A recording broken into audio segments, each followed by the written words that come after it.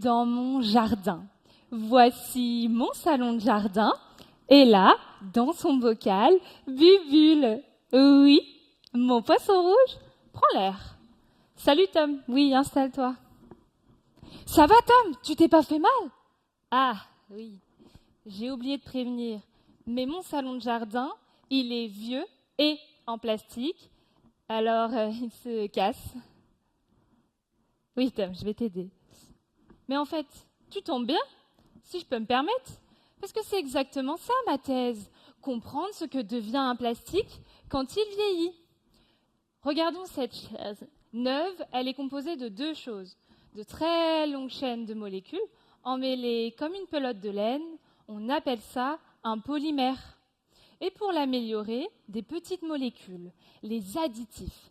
Par exemple, un anti-UV, c'est comme une crème solaire, mais pour le plastique. Dans mon laboratoire, je fais vieillir des plastiques plus vite. Je reproduis ce que la nature lui fait subir. Le soleil avec une lampe UV, la pluie avec de l'agitation mécanique. Et j'étudie ce qu'il se passe. D'abord, le plastique perd du poids. Ses chaînes se cassent et une petite partie s'évapore sous forme de molécules volatiles, comme du CO2. Oui, nous respirons une petite partie du plastique. Attendez, j'ai pas fini. Vous avez vu, Tom, la petite poussière blanche sur ses doigts? À l'œil nu, on la voit à peine. Mais avec mon microscope, un morphomètre, je les vois. Ce sont des microplastiques, des morceaux de plastique minuscules, parfois 1000 fois plus petits qu'un grain de sable. J'étudie leur taille, leur forme et même la chimie qu'il y a à leur surface. Regardons ce que la pluie emporte. Je traque les atomes. Si je trouve du carbone dans l'eau, c'est qu'il y a du plastique. Si je trouve de l'azote, c'est qu'il y a des additifs.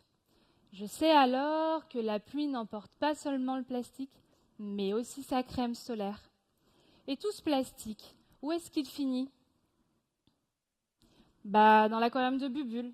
Alors non, Tom, t'es pas le seul à souffrir avec ta chaise cassée. L'objectif de mon travail, mettre en évidence ce que devient le plastique, parce qu'il ne disparaît pas, il se transforme, et ainsi anticiper son impact sur l'environnement pour donner les moyens aux industriels de concevoir autrement et aux décideurs des outils pour mieux réglementer, pour que nous et Bubule ne vivions plus dans un monde pollué par le plastique.